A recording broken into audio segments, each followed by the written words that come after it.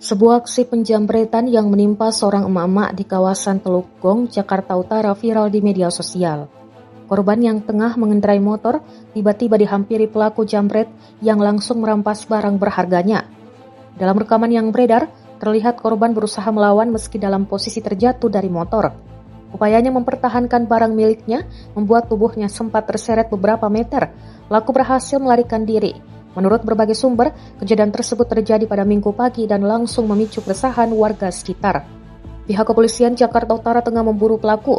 Rekaman dramatis itu diunggah akun Instagram @medsoson.id pada Minggu 23 November 2025 dan langsung menjadi sorotan warganet yang mengecam aksi kriminal tersebut.